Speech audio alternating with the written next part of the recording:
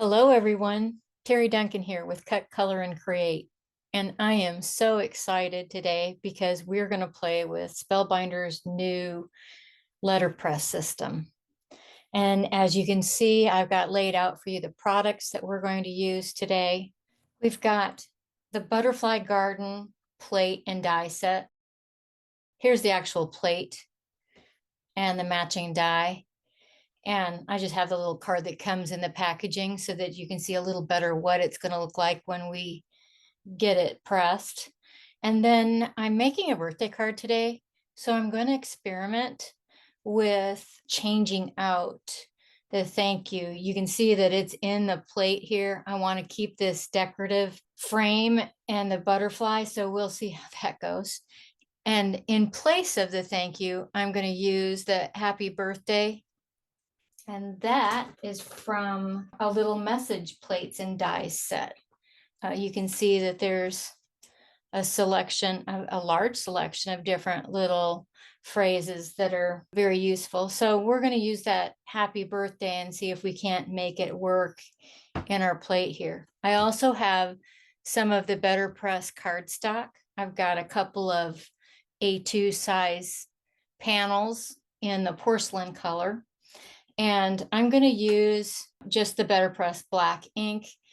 Be watching for another video because I'm going to try out all of the different ink colors just so that we can get a feel for what they look like on the porcelain. But for today, we're just going to use black.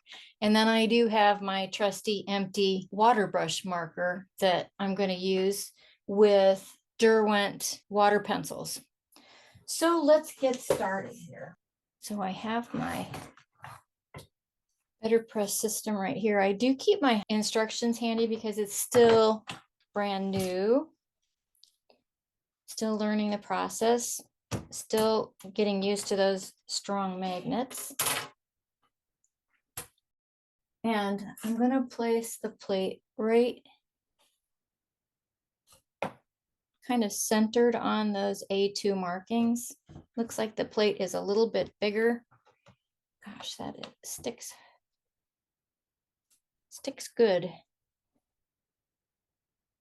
Just got that centered and straight. And I'm not going to put that piece in the center. I'm going to press that separately, I think. And so the next thing I'm going to do is tape down a piece of my BetterPress cardstock. And, I'm going to experiment with something because I think that plate is going to cover the whole thing. And if we put tape on it, it's going to miss some of the design. I'm just going to use a brief positional tape runner.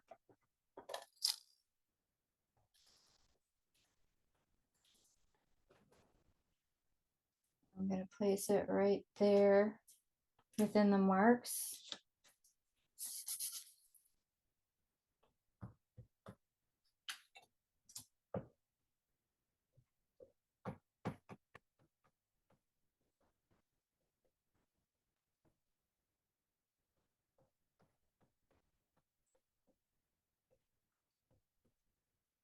It's like this is going to be a beautiful print.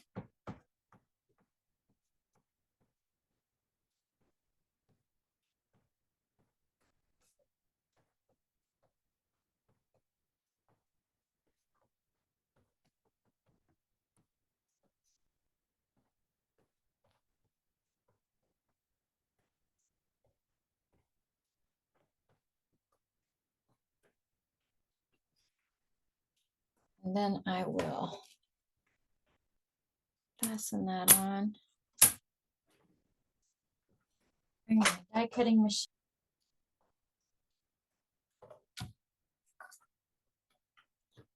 And sorry, my handle likes to fall off.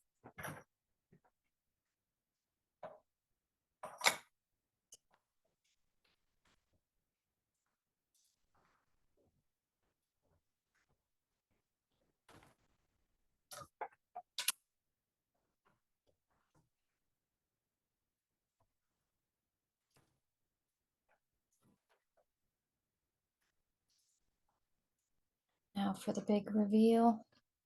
Gosh, that's beautiful.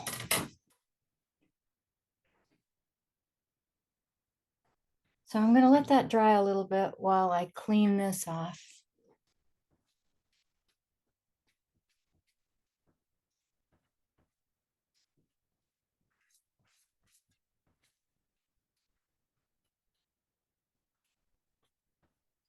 I'm just using a chamois and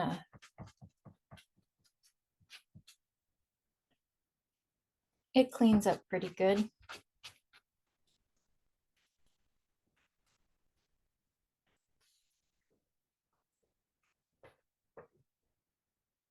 Now I'll remove that plate and I need to do a couple more. So I am going to remove this.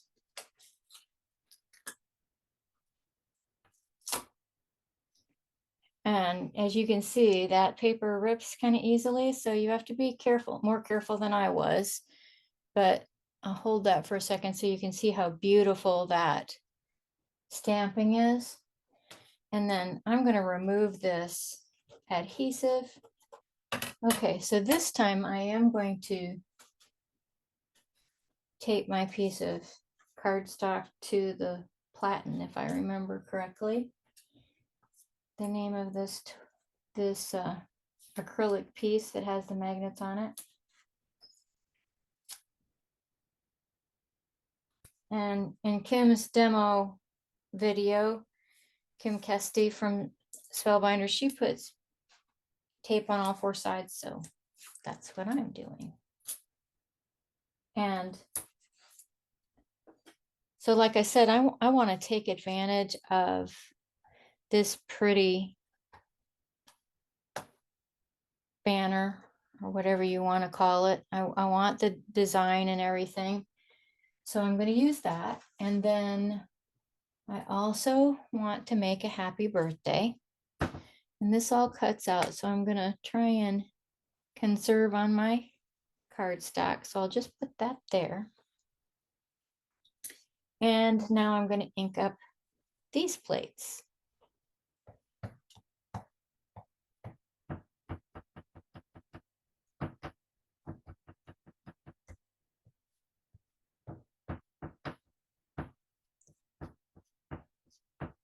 Not bothering with the thank you.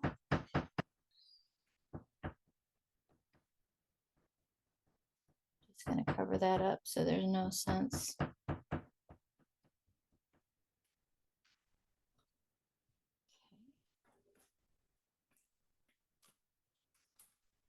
And we'll get our marking machine back over here.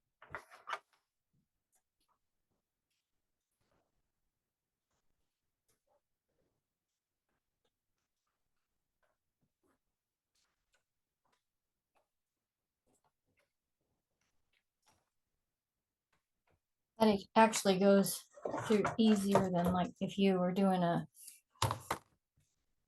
embossing folder or something like, or even the glimmer. It's just really, it's amazing what a great print it does with so little pressure. That turned out pretty good. So I'll just clean up some of my mess. As you can see, my poor, I've got ink. It doesn't clean off very well, not with what I'm using. I'm afraid to use a baby wipe on that, so I'm just going to wait and research what to clean your, I think that's the carrier. I'm going to wait to see how I'm supposed to do that. I'm going to put that out of the way because I think we're done with that for now.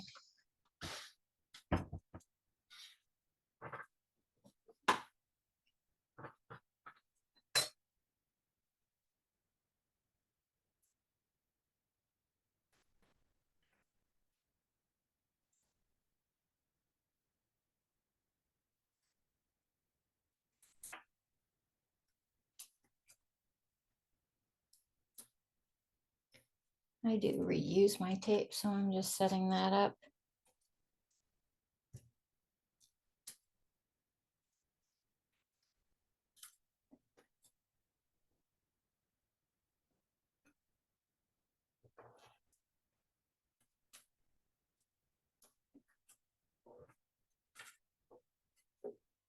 And I'll put that back with the carrier.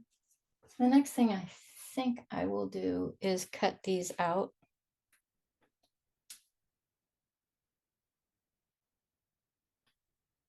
And I'll use those same pieces of tape. Forgive me for getting my head in there. I just want to make sure I have that well positioned on the sentiment.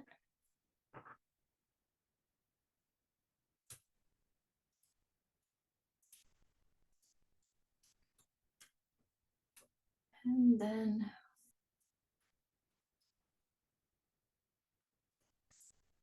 I'm going to wait because those are on top of each other. So I'll cut them separately. We've gotten those a little bit too close together.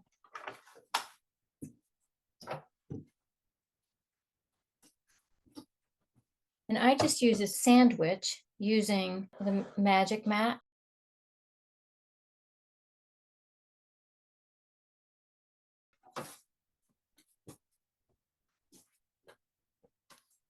My tape's curling a little bit, so I'll flatten it out and run it through.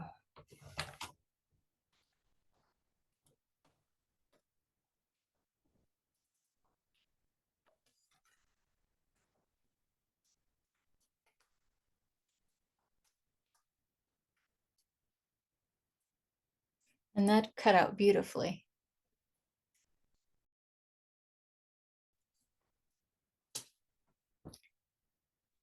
And we'll get that. I'm using the butterfly to help me position, and then I'm looking to make sure these lines are, everything's parallel. I think that's pretty good. And I'm hoping that this overlap is just the die itself and not the cut. Okay, cross your fingers. I'm going to put that a little bit on the angle because it is a long rectangle. Maybe it'll cut better that way.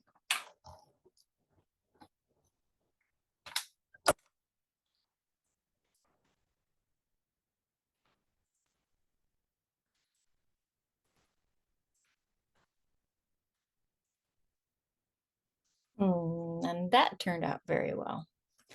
Okay, so let's put the die aside. From here, we're going to do a little coloring. And like I said, I plan to use Derwent's. I've got them in this binder, so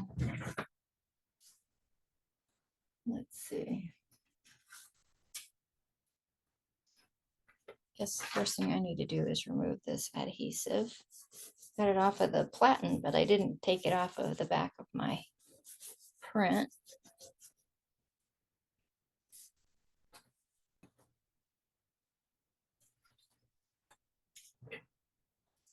So I think first I'll start with the greens, and that should help define where the flowers are, maybe. And I have got my sharpener here. And I'm just going to start with a lighter green. This is 1530 felt green.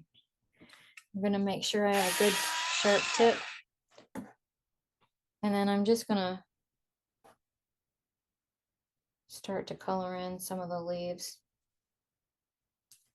And I don't spend a lot of time with this, just add enough pigment in where you can pick it up with water and go.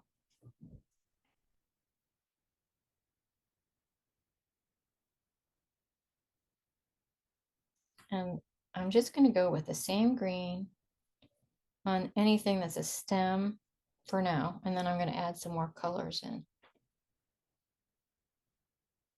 I don't know if that's a stem or a stamen. I think it's a stamen.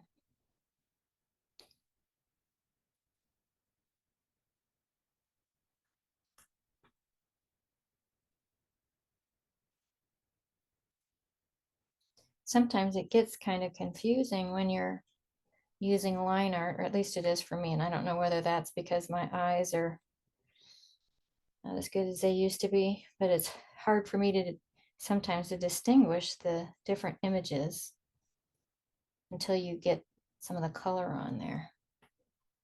And then sometimes it's too late.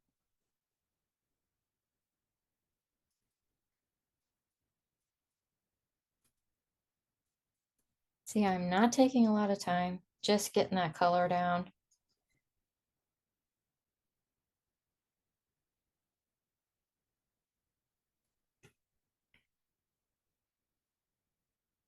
Now, one of the things you can do is you can darken that a little bit. So I like to go with something that's quite dark, maybe like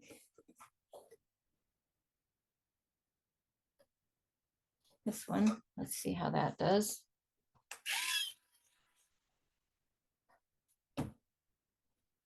And add in some shadows close to where the leaves are underneath the flowers or under other leaves, and where the veins are.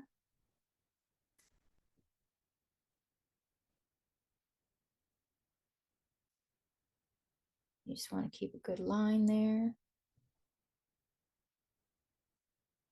Remember, we're going to touch this up with water. So again, we don't have to spend a lot of time doing this.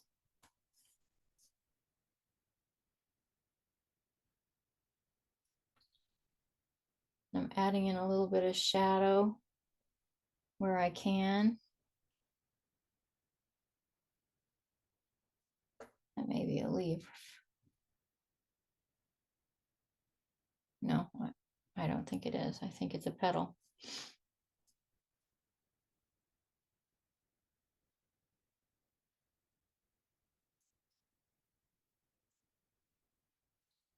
See how those leaves are coming to life already?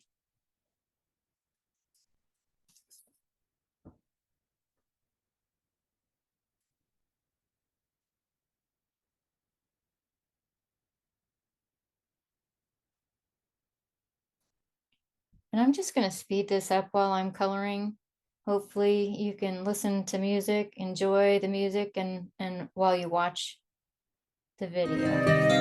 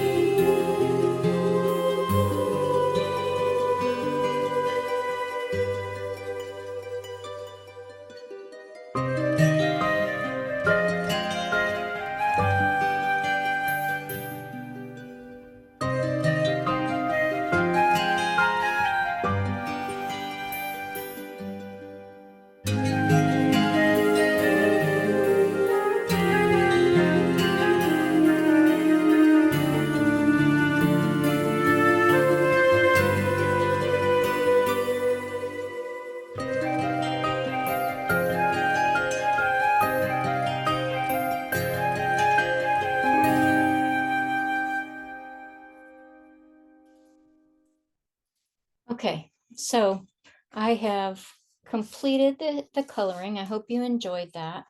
I did want to share that I've got a couple of different colors on several of the petals, and when we add the water, that will help to blend.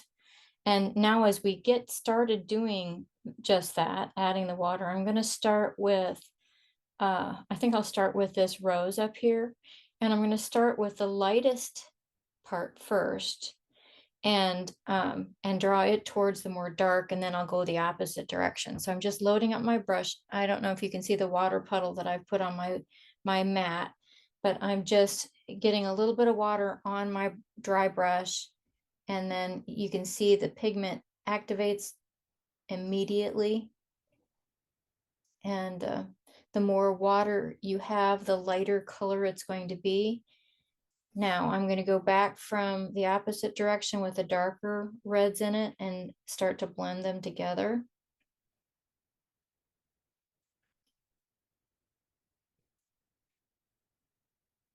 Now, if you do it the opposite way, if you start where it's darkest first, it stays very dark. You see that?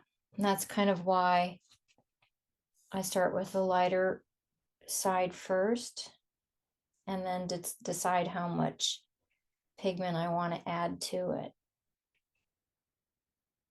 And you just have to kind of play with it till you get it the way you want it.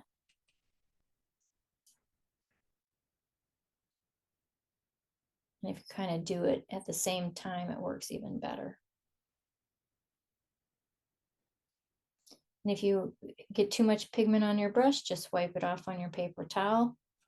You should always have paper towel beside you when you're working with watercoloring of any sort, really.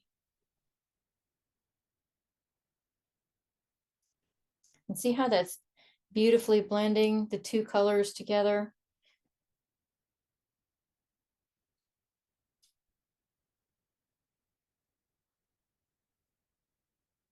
It's just like magic.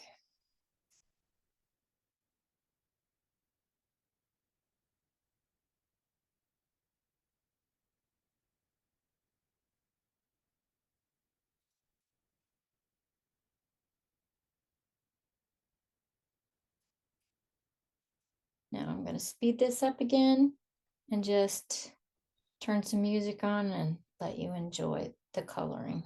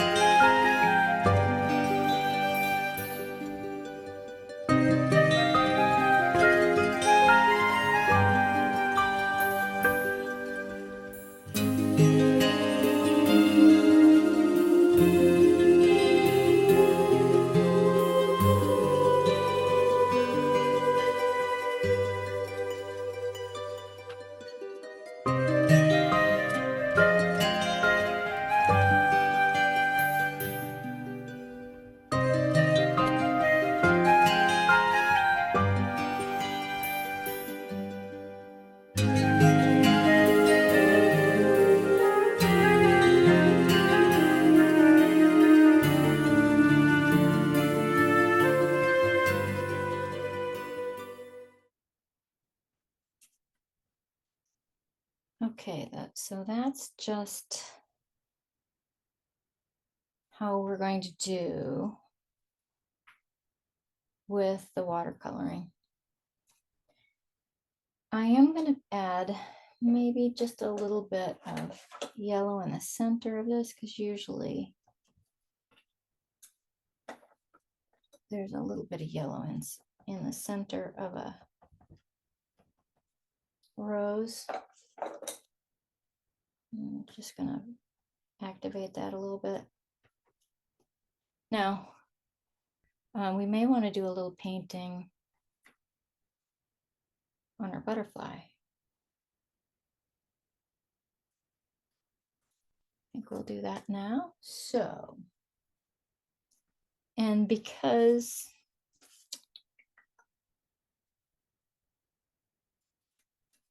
I think I'm going to use similar colors to what I used here. So that was peacock blue.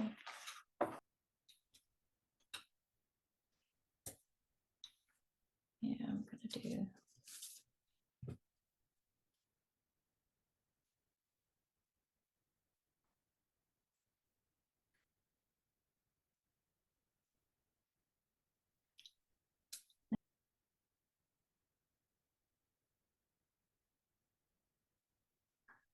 Let's just see what that does.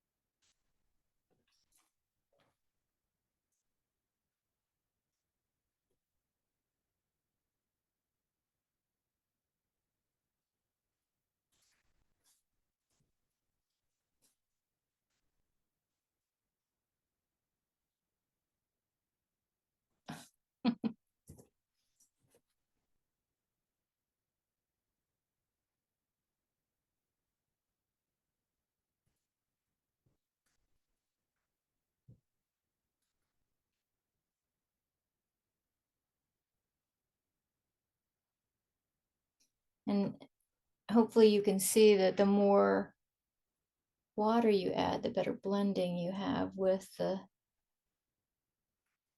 pencils. So I think I kind of like that. Let's see. The next thing I'm trying to decide is, do I want to put a little color around the edge? And when I look at it on the screen, I don't think I do. I've got an A2 card base here, and do we put a frame around it? Or do we just take the design all the way to the edge? And I'm inclined to take it all the way to the edge. Although that's awful pretty too.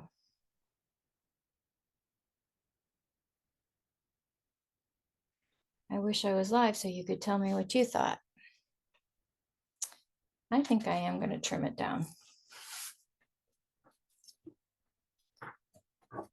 So I've just got my little guillotine trimmer, and I'm going to cut 1/8 of an inch, just 1/8 of an inch. So I guess I didn't have to worry about that tape on the print anyway, but oh well.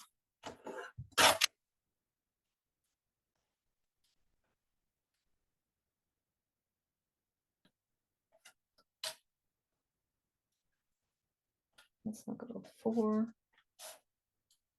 This will square that up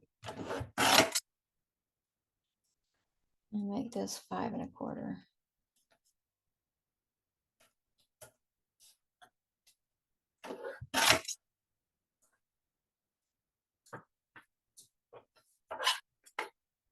Now, what I like to do, especially when I have worked panels, is I like to use double-sided adhesive sheet. You can get them in all different sizes. I get them at scrapbook.com. And then I trim it down to just 1/4 of an inch shorter than the panel. So I'm going to do that off of camera. I'm going to cut that 3 1/4 by 5.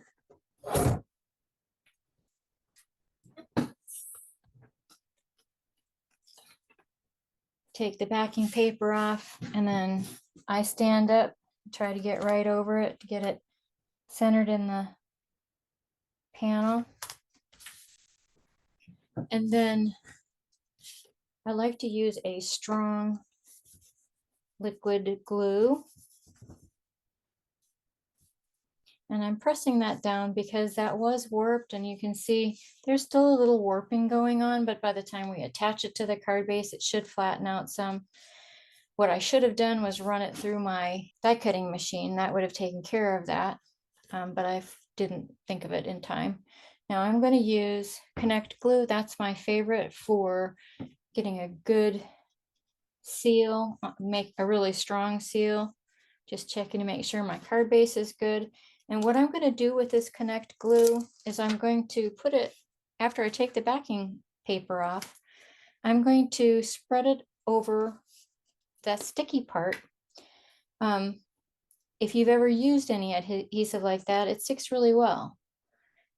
And that's great unless you get it stuck somewhere you want to adjust, and then you can ruin your project if you do that. So if you put a thin layer of liquid glue on it, then it gives you a little, it allows you to move it a little bit before it really latches on. And I found, for me personally, spreading the glue with my finger helps to get that glue completely over the tacky adhesive on the foam. And it also keeps the glue from squirting out in places you don't want it to go. So I'm just getting that glue off of my fingers. And now I'm going to stand up again to try and get this panel centered on my card base. And hope for the best. And you can see I'm able to move that around a little bit. But that nice little white border is going to be beautiful on this card.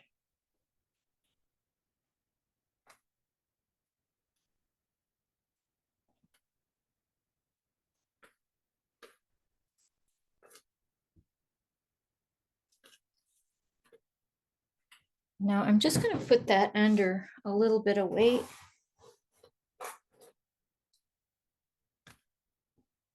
Hoping that that'll flatten down a little bit while we work on the other pieces. Set that aside. And now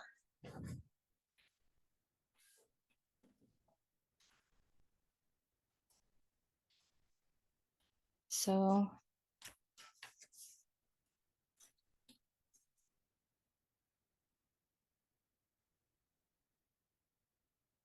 that little place is about 7/8.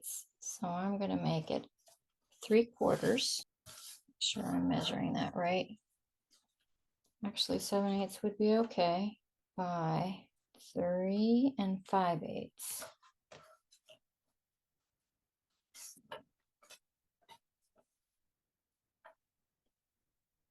7/8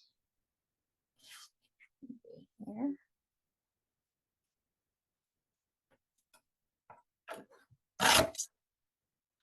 Just going to measure that.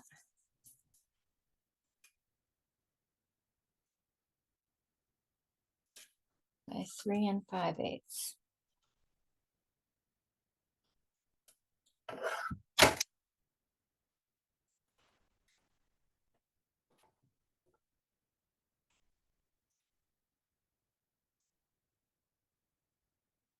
Now, if you notice, there's a little piece of the butterfly that's covered up by that. So I am going to take a pencil. I'm getting that even all the way around. I'm going to take a pencil and mark where those wings are on my, and then I'm going to use the scissors I used to fussy cut with, and I'm going to make the line just a little bit outside of my marks.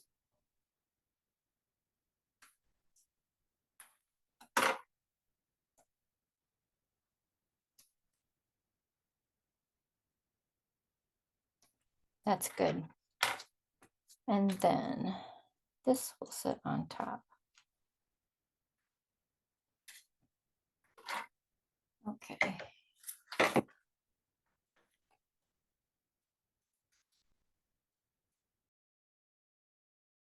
So the next thing I'm going to do is pop this one up.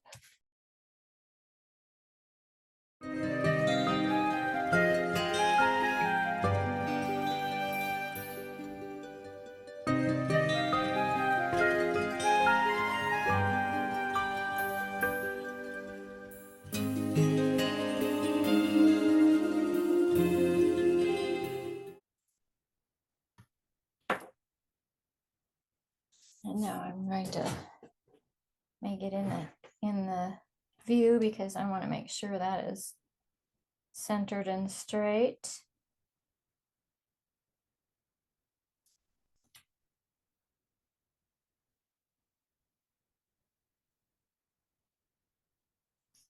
Looks like it goes right there.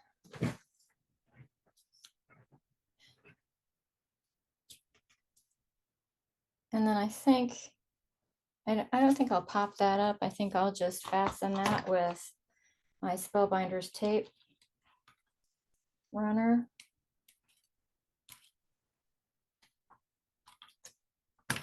Okay, now I am going to get my head in this, I'm sure, because I want to make sure it's perfectly aligned. And then I want to pop this up.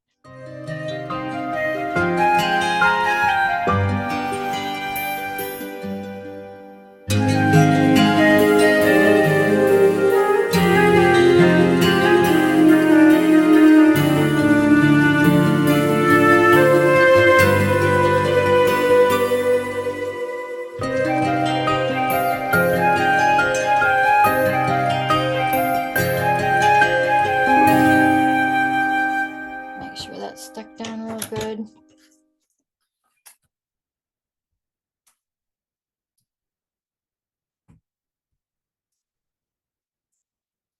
Let's get this sentiment put on.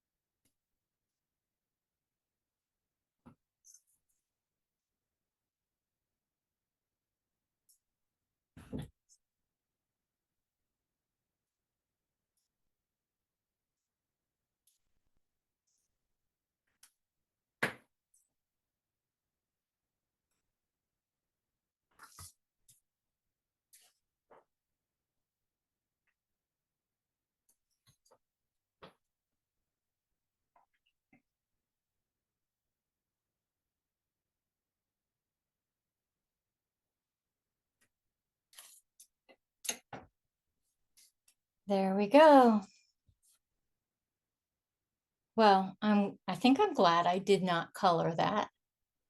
I'm gonna zoom that in a little bit so you can see the card better.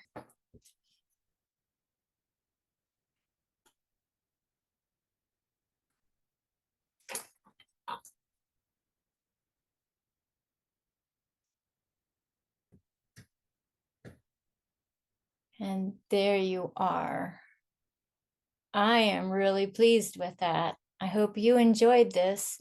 And if you haven't tried out the BetterPress or were on the edge, I hope that this is helping you make the decision to go ahead and get the system.